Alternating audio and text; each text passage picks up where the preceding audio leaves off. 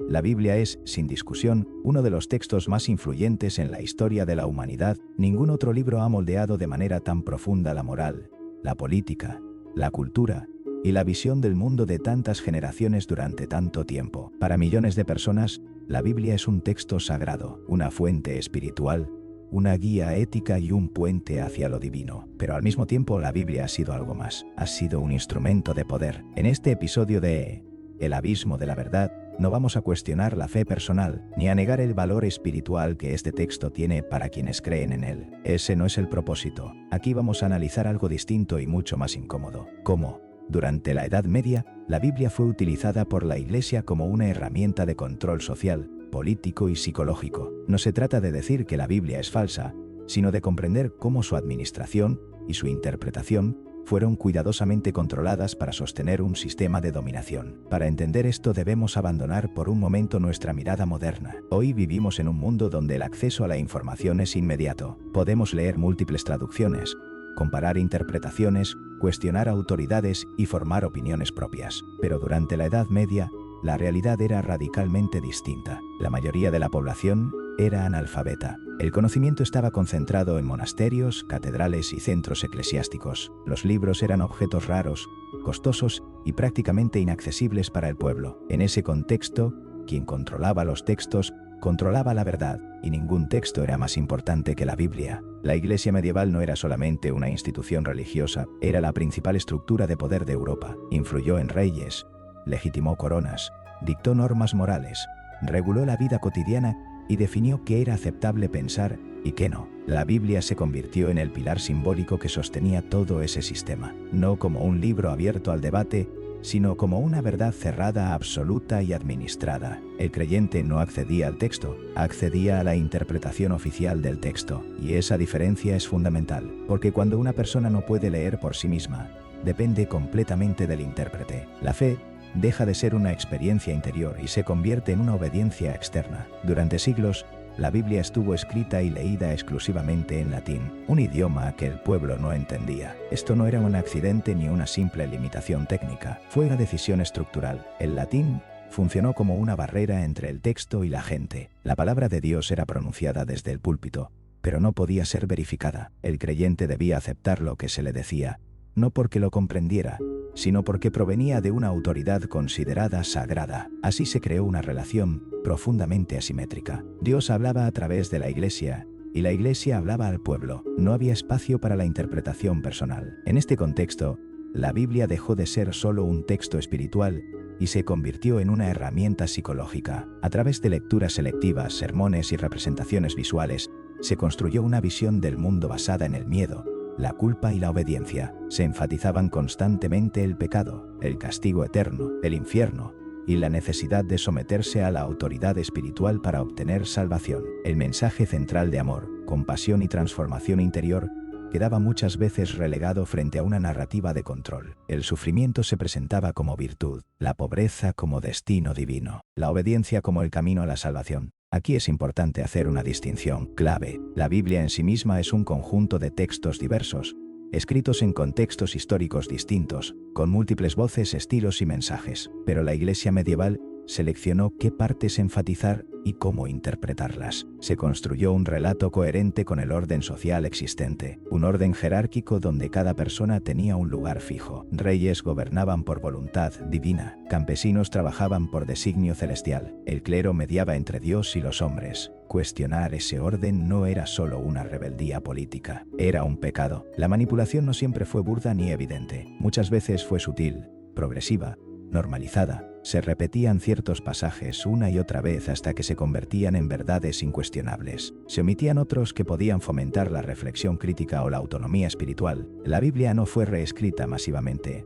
pero sí fue filtrada, y el filtro fue el poder. Aquellos textos que hablaban de conocimiento interior, de cuestionamiento, de relación directa con lo divino, fueron considerados peligrosos, no porque fueran falsos, sino porque debilitaban la autoridad institucional. La definición del canon bíblico es uno de los ejemplos más claros de este proceso. Durante los primeros siglos del cristianismo, Existían numerosos textos, evangelios y escritos atribuidos a diferentes comunidades. No todos coincidían en su visión teológica. Algunos ponían énfasis en el conocimiento personal, otros en la experiencia directa de lo divino, otros cuestionaban la necesidad de intermediarios. Con el tiempo, la Iglesia decidió cuáles textos eran oficiales y cuáles debían ser excluidos. Los llamados textos apócrifos no desaparecieron por accidente. Fueron marginados porque ofrecían interpretaciones alternativas del mensaje cristiano, interpretaciones que no siempre encajaban con una estructura jerárquica de poder. Desde una perspectiva histórica, esto no debe sorprendernos. Todo sistema de poder necesita controlar el relato que lo legitima. La Biblia se convirtió en ese relato, pero a diferencia de otros textos políticos,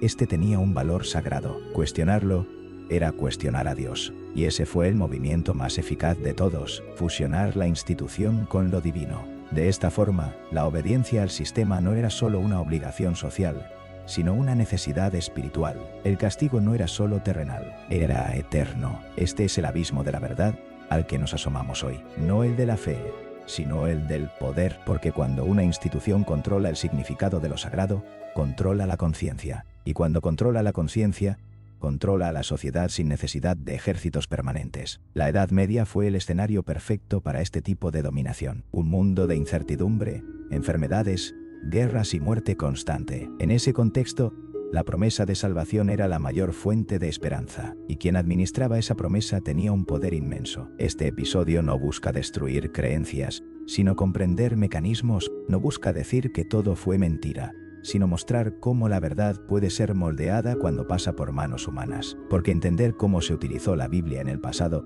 nos permite reflexionar sobre cómo se utilizan hoy los discursos sagrados, ideológicos o morales para influir en las masas. El conocimiento histórico no debilita la fe, la hace más consciente. Aquí comienza nuestro descenso al abismo de la verdad, y apenas hemos tocado la superficie. Para comprender cómo la Iglesia medieval utilizó la Biblia como método de dominación, es necesario entender un concepto clave que marcó siglos de historia europea: la herejía. Hoy la palabra puede parecer lejana o incluso anecdótica, pero durante la Edad Media ser acusado de herejía equivalía a quedar fuera de la sociedad, de la ley y, según la doctrina, de la salvación eterna. La herejía no era solo una diferencia teológica, era una amenaza al orden establecido. Y el control de la Biblia fue el principal instrumento para definir qué era ortodoxo y qué debía ser eliminado. La Iglesia no solo administraba la interpretación de la Escritura, también definía los límites del pensamiento permitido. Cualquier lectura alternativa, cualquier intento de interpretar la Biblia fuera del marco oficial era considerado peligroso, no porque el texto fuera frágil,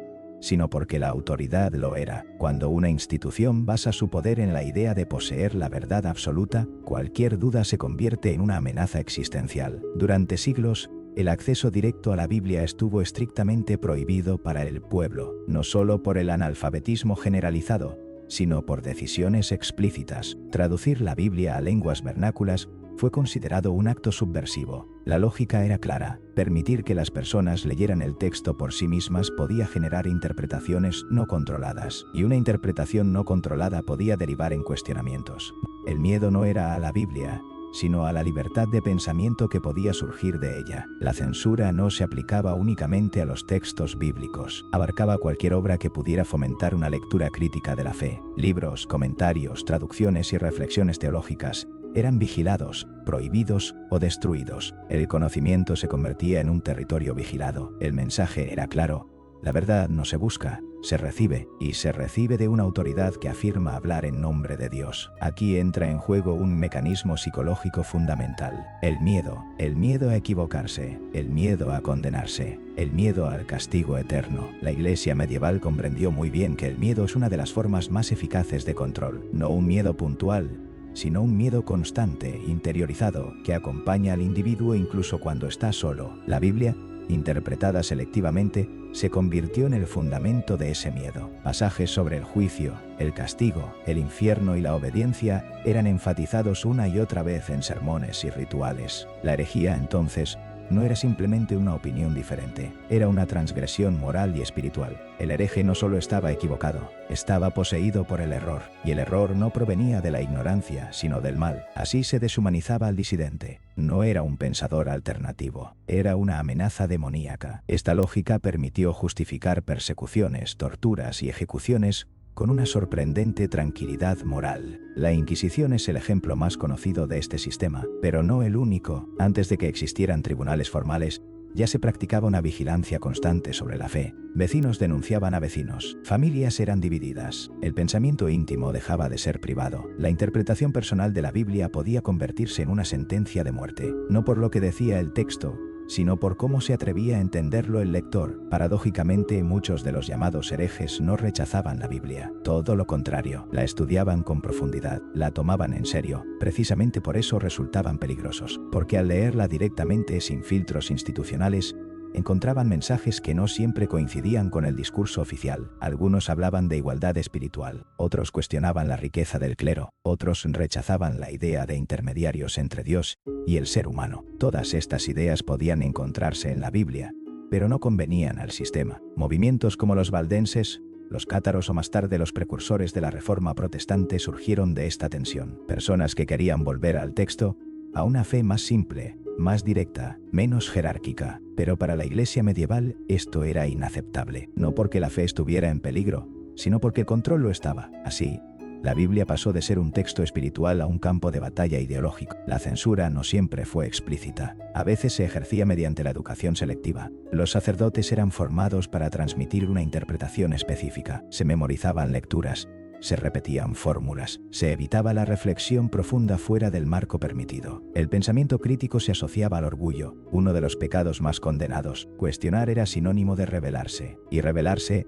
era abrir la puerta a la condenación. Este sistema creó una población profundamente dependiente de la autoridad religiosa. La salvación no se alcanzaba por comprensión, sino por obediencia. La Biblia dejaba de ser una invitación a la transformación interior y se convertía en un código legal espiritual, un conjunto de normas interpretadas por una élite que decidía quién estaba dentro y quién fuera. El creyente no dialogaba con el texto, era juzgado por él. Aquí aparece una contradicción profunda. Un texto que en muchos de sus pasajes habla de amor, de compasión, de perdón y de libertad interior, fue utilizado para justificar el miedo, la represión y la violencia. Esta contradicción no nace del texto en sí, sino de su uso, de la intención detrás de la interpretación, de la fusión entre poder espiritual y poder político. Porque no debemos olvidar esto, la Iglesia medieval no actuaba en el vacío, estaba profundamente ligada al poder político. Reyes y papas se legitimaban mutuamente. La Biblia servía para justificar el derecho divino de los gobernantes. Cuestionar la interpretación bíblica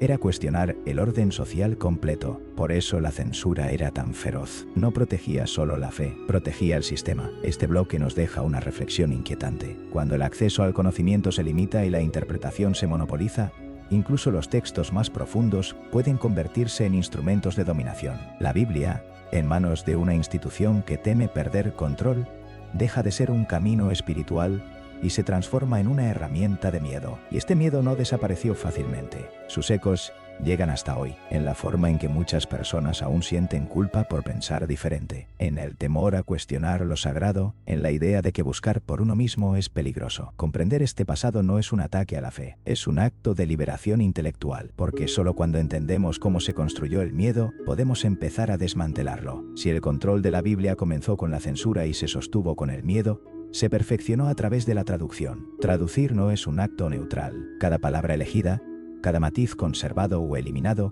cada silencio, tiene consecuencias profundas. Durante la Edad Media la Iglesia comprendió que quien controla la lengua controla el significado, y quien controla el significado controla la conciencia. La Biblia no fue escrita originalmente en latín.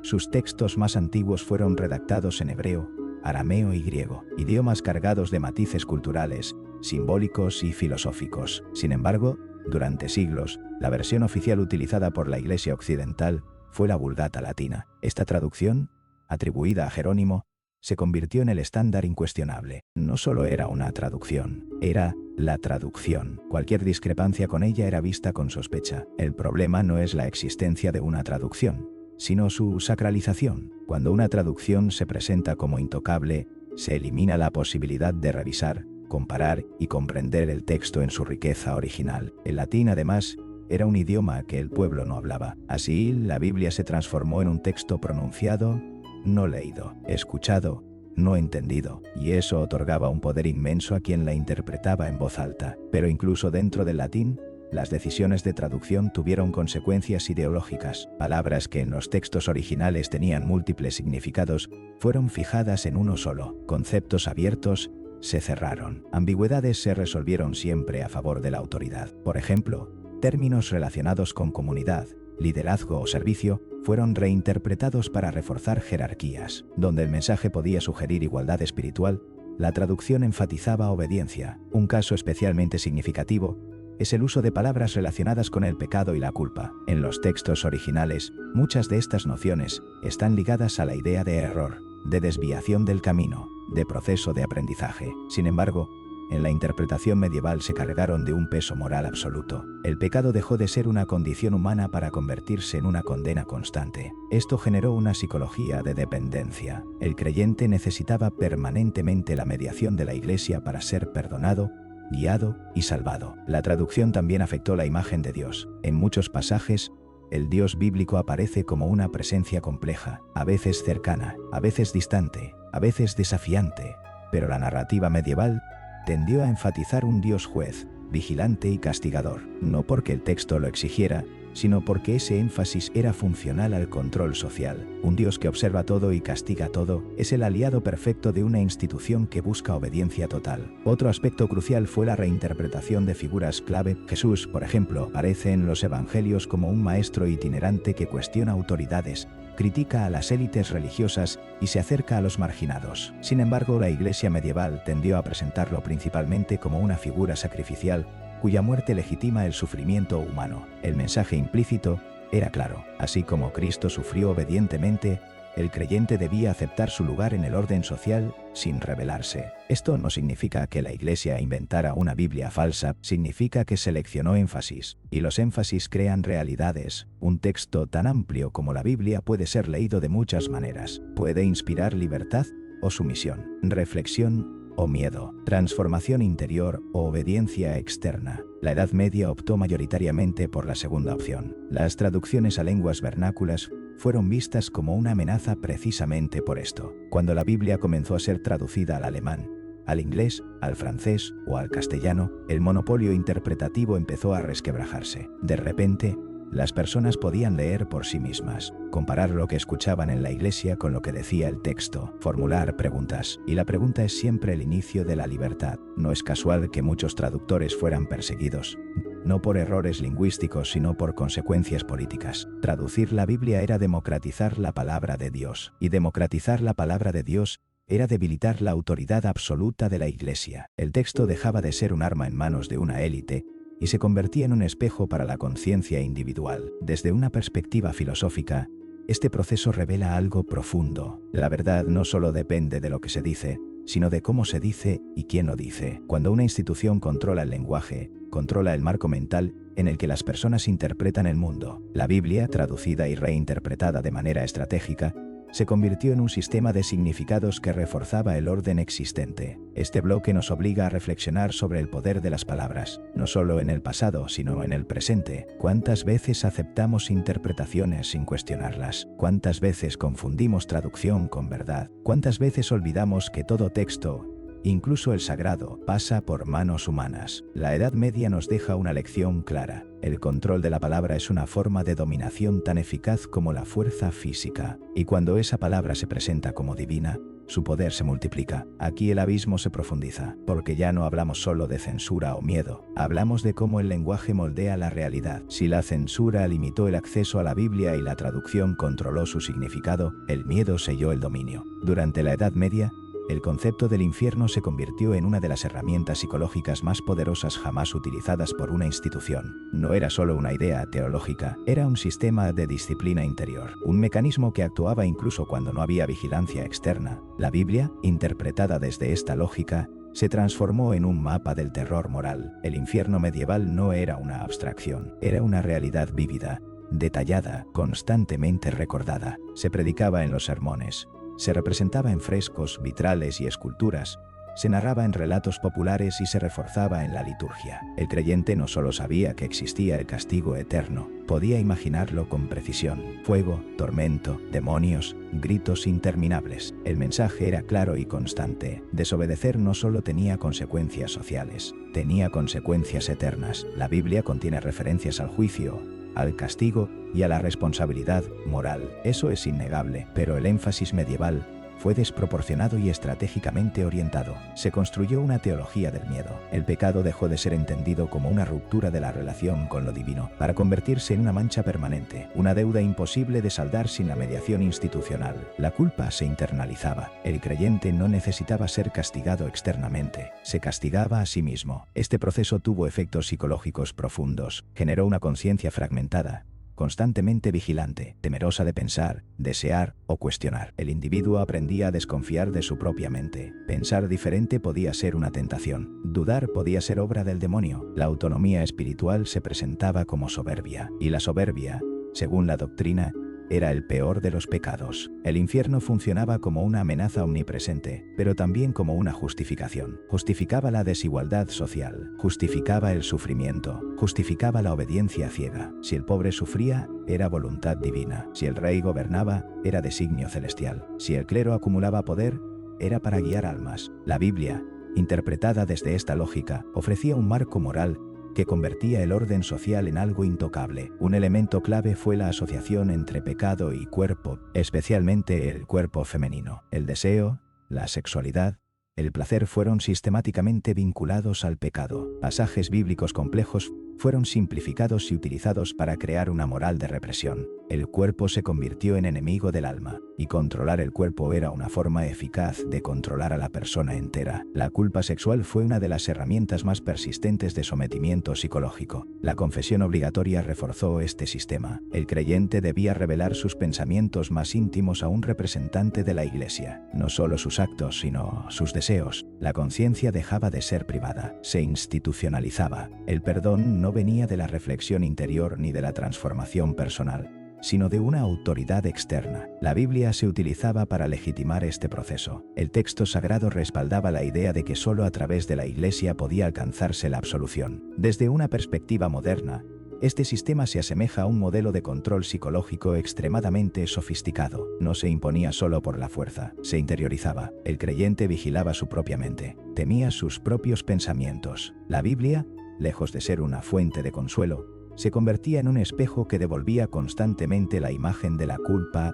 Es importante subrayar algo: este uso del miedo no fue accidental, fue sistemático, fue enseñado, fue transmitido de generación en generación. La Iglesia medieval entendió que un pueblo atemorizado es un pueblo obediente, y la Biblia proporcionaba el lenguaje perfecto para construir ese temor, un lenguaje absoluto, sagrado, incuestionable. Sin embargo, este modelo tenía un costo humano enorme. Generaciones crecieron creyendo que eran inherentemente indignas, que su naturaleza era corrupta, que el sufrimiento era una prueba divina, que cuestionar era peligroso. Esta psicología colectiva dejó huellas profundas que aún hoy pueden rastrearse en muchas culturas. Y aquí surge una pregunta incómoda: si el mensaje central del cristianismo habla de amor, de compasión y de liberación interior, ¿por qué el miedo ocupó un lugar tan central en su práctica medieval? La respuesta no está en el texto, sino en el poder. El miedo es más fácil de administrar que la libertad. Un creyente libre piensa, un creyente atemorizado obedece. Este bloque nos enfrenta a una realidad dura. La Biblia fue utilizada no solo para guiar,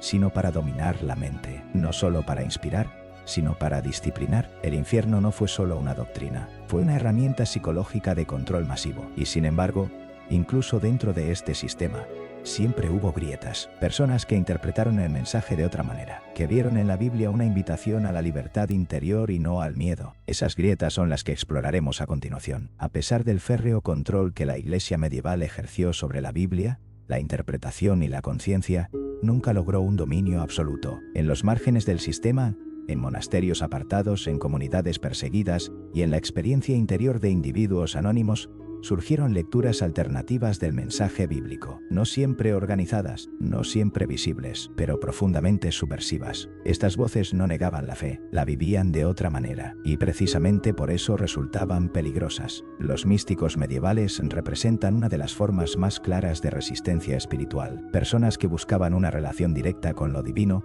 sin intermediarios, sin rituales obligatorios, sin estructuras jerárquicas rígidas. Para ellos, la Biblia no era un código legal ni un instrumento de miedo, sino un mapa simbólico del viaje interior. La experiencia personal con lo sagrado tenía más valor que la obediencia externa. Esta espiritualidad interior chocaba frontalmente con el modelo institucional. Si una persona podía experimentar a Dios directamente, ¿qué función cumplía entonces la autoridad eclesiástica? Si la salvación era una transformación interior, ¿por qué someterse a un sistema de control externo? Estas preguntas no eran teóricas, eran existenciales, y por eso eran tan peligrosas. Muchos místicos utilizaron la Biblia para sustentar sus experiencias. Leían los textos desde una perspectiva simbólica, alegórica y profundamente introspectiva. El reino de Dios no era un lugar futuro, sino una realidad interior. El infierno no era solo un castigo después de la muerte, sino un estado de separación espiritual. El pecado no era una mancha eterna, sino ignorancia del propio ser. Estas interpretaciones no negaban el texto, lo ampliaban, y esa ampliación escapaba al control institucional. Algunos de estos místicos fueron tolerados, otros perseguidos. La línea entre la santidad y la herejía era extremadamente delgada y dependía menos del contenido que del contexto político. Cuando una experiencia espiritual fortalecía la autoridad de la Iglesia, era celebrada. Cuando la debilitaba, era condenada. La Biblia servía tanto para canonizar como para destruir. Las comunidades disidentes también jugaron un papel crucial. Grupos que intentaron vivir el cristianismo de manera más simple, más cercana a los evangelios, menos ligada al poder y a la riqueza. Rechazaban la acumulación material del clero, promovían la igualdad espiritual y defendían la lectura directa de las Escrituras. Para la Iglesia medieval, estas comunidades no eran solo desviaciones teológicas, eran amenazas al orden social. La represión de estas voces no logró eliminarlas por completo. Muchas de sus ideas sobrevivieron de manera subterránea, transmitidas oralmente, ocultas en textos simbólicos o disfrazadas de ortodoxia. La Biblia, incluso bajo control, seguía siendo un texto vivo. Su riqueza permitía múltiples lecturas y esas lecturas alternativas mantenían encendida la chispa de la autonomía espiritual. Desde una perspectiva psicológica, estas resistencias muestran algo fundamental. El ser humano busca sentido, busca conexión, busca verdad, y cuando una institución intenta monopolizar esos elementos, siempre surgen grietas. La fe no puede ser completamente domesticada, siempre encuentra caminos alternativos. La Biblia, incluso manipulada, conservó fragmentos de libertad que algunos supieron reconocer. Estos místicos y disidentes no eran revolucionarios en el sentido moderno. No buscaban derribar sistemas políticos, buscaban coherencia interior, autenticidad, pero su mera existencia cuestionaba el modelo dominante, porque demostraban que era posible vivir la fe sin miedo, sin culpa constante, sin obediencia ciega, y eso era profundamente subversivo. La historia oficial tendió a silenciarlos o a reinterpretarlos de manera conveniente. Algunos fueron canonizados tras ser cuidadosamente despojados de sus elementos más incómodos. Otros fueron olvidados, otros demonizados. Pero su influencia persistió. Prepararon el terreno para transformaciones posteriores, para la reforma, para la modernidad, para la idea de que la conciencia individual tiene valor. Este bloque nos recuerda que la manipulación nunca es total. Incluso en los sistemas más opresivos, existen espacios de resistencia. La Biblia, utilizada como herramienta de dominación, también fue utilizada como fuente de liberación. Todo dependía de quién la leía y desde dónde. Y aquí llegamos a un punto clave. La lucha no fue entre fe y razón, sino entre control y libertad, entre una verdad administrada y una verdad buscada. La Edad Media no fue un periodo homogéneo de oscuridad, sino un campo de tensión constante entre estas fuerzas. Para comprender el impacto real de esta manipulación, debemos analizar qué ocurrió cuando ese control comenzó a romperse de manera irreversible. Llega un momento en la historia en que los sistemas de control, por más sólidos que parezcan, comienzan a resquebrajarse, no de golpe, no de manera limpia, sino a través de fisuras acumuladas durante siglos. En el caso de la Iglesia medieval, el control sobre la Biblia, la interpretación y la conciencia no colapsó de inmediato, pero la Reforma marcó un punto de no retorno. No fue solo un conflicto religioso, fue una ruptura profunda en la relación entre el ser humano, el texto sagrado y la autoridad. La Reforma no surgió en el vacío, fue el resultado de tensiones acumuladas. El crecimiento de las ciudades, el surgimiento de una burguesía alfabetizada, la invención de la imprenta y el cansancio frente a los abusos institucionales crearon un escenario explosivo. Por primera vez en siglos, la Biblia podía circular sin pasar necesariamente por el filtro del clero. El texto comenzaba a escapar del control centralizado. La traducción de la Biblia a lenguas vernáculas fue el golpe decisivo. Cuando las personas pudieron leer el texto en su propio idioma, algo cambió de manera irreversible. El mensaje dejó de ser exclusivamente oral y mediado. Se volvió personal, íntimo, interpretativo. La Biblia ya no pertenecía solo a la Iglesia, pertenecía a quien la leía,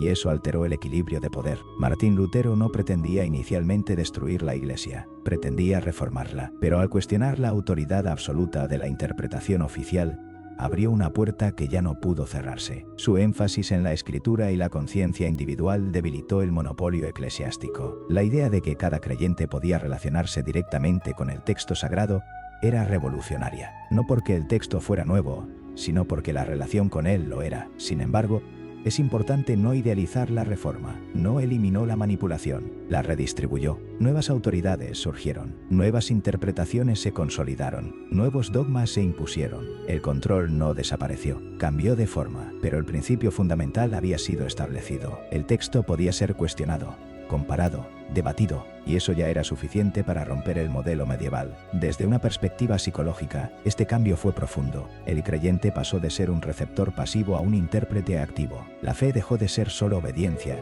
y comenzó a implicar responsabilidad personal. Esto generó angustia, conflicto y fragmentación, pero también libertad. La Biblia dejó de ser una amenaza constante y comenzó a ser para muchos una fuente de reflexión personal. Este proceso no fue pacífico. Guerras religiosas, persecuciones y divisiones marcaron los siglos posteriores. La ruptura del monopolio bíblico no trajo inmediatamente iluminación, trajo caos, pero ese caos era el precio de la autonomía. El control absoluto había garantizado estabilidad a costa de la libertad. La ruptura abrió un camino incierto, pero más humano. La Iglesia medieval había utilizado la Biblia como un instrumento de dominación porque podía hacerlo. El contexto lo permitía. La falta de acceso, el analfabetismo y la sacralización de la autoridad crearon el escenario perfecto. La Reforma no solo cuestionó doctrinas, cuestionó ese modelo de poder, y al hacerlo, cambió para siempre la relación entre religión y sociedad. Este bloque nos muestra algo esencial. El problema nunca fue el texto, fue quien tenía derecho a interpretarlo. La Biblia, como cualquier obra compleja,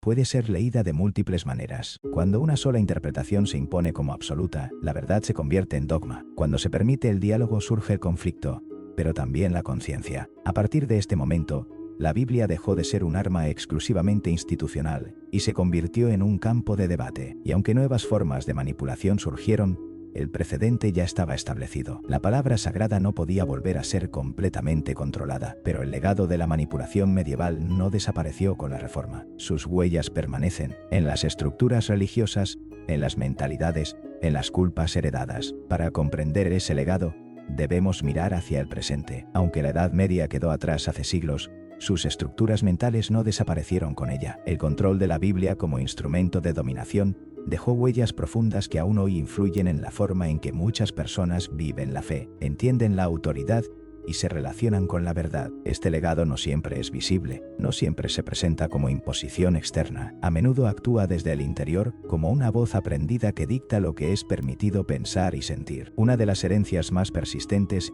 es la asociación entre fe y obediencia ciega. Para muchas personas, cuestionar una interpretación religiosa todavía genera culpa. La idea de que dudar es pecado no surge del texto bíblico en sí, sino de siglos de condicionamiento. La manipulación medieval enseñó que la verdad no se busca, se acepta, y esa lógica, aunque ya no esté sostenida por inquisiciones o censura oficial, sigue operando en la psicología colectiva. Otro legado importante es la confusión entre espiritualidad y autoridad institucional. Durante siglos, la Iglesia se presentó como la única mediadora legítima entre Dios y el ser humano. Aunque hoy existan múltiples denominaciones y enfoques, la idea de que lo sagrado debe pasar por una estructura de poder sigue siendo dominante. Esto dificulta una relación más directa, consciente y responsable con lo espiritual. La Biblia continúa siendo, para muchos, un texto temido más que explorado. La culpa religiosa es quizás el residuo más profundo. La manipulación del pecado y del infierno durante la Edad Media dejó una huella emocional que se transmite de generación en generación. Incluso personas que ya no se consideran creyentes pueden cargar con una sensación difusa de culpa, de indignidad, de miedo a equivocarse moralmente. Esto no es casual, es el resultado de siglos de uso estratégico del miedo como herramienta de control. Desde una perspectiva cultural, este legado también se manifiesta en la resistencia al pensamiento crítico en temas religiosos. A diferencia de otros ámbitos del conocimiento, la religión suele estar rodeada de un aura de intocabilidad. Esta sacralización del discurso dificulta el análisis histórico y filosófico, y sin embargo, comprender cómo se utilizó la Biblia en el pasado no destruye su valor. Lo contextualiza, lo humaniza. Vivimos en una época donde el acceso a la información es amplio, pero la manipulación no ha desaparecido, ha cambiado de forma. Hoy los discursos de poder ya no se imponen solo desde instituciones religiosas. También se difunden a través de ideologías, medios y narrativas simplificadas. El estudio de la manipulación medieval nos ofrece herramientas para reconocer patrones: control del lenguaje, apelación al miedo, supresión de la duda, promesas absolutas. Todos estos mecanismos siguen activos en diferentes contextos. Este episodio de El Abismo de la Verdad no busca ofrecer respuestas definitivas, busca abrir preguntas, porque la pregunta es el inicio de la libertad. La Biblia, como cualquier texto fundacional, puede ser una fuente de inspiración o un instrumento de dominación. Todo depende de cómo se lea, quién la interprete y con qué intención. La historia medieval nos muestra lo que ocurre cuando el poder se apropia de lo sagrado. Aquí llegamos al núcleo de la reflexión. La fe auténtica no necesita miedo, no necesita censura, no necesita control absoluto, necesita conciencia, necesita honestidad, necesita libertad interior. Cuando la espiritualidad se convierte en una herramienta de dominación, deja de cumplir su función esencial. Cuando se libera del miedo, recupera su potencia transformadora. El abismo de la verdad no es un lugar oscuro por naturaleza. Es oscuro cuando se nos prohíbe mirarlo. Asomarse a él requiere valentía. Cuestionar no es destruir. Comprender no es traicionar. La historia de la manipulación de la Biblia por la Iglesia medieval no es una condena de la fe, es una advertencia sobre el poder, y quizás esa sea la enseñanza más profunda de este viaje. La verdad no pertenece a ninguna institución. La verdad es un proceso, un camino, una búsqueda constante. Cuando dejamos de buscar, comenzamos a obedecer. Y cuando obedecemos sin conciencia, abrimos la puerta a la dominación. Este ha sido el segundo episodio de El Abismo de la Verdad en tu canal Mitología y Religión. Un espacio para mirar más allá de las versiones oficiales, sin destruir, sin atacar, sin imponer, solo comprendiendo. Porque solo quien se atreve a mirar el abismo, descubre que la verdad no está en el fondo, sino en el acto de buscarla.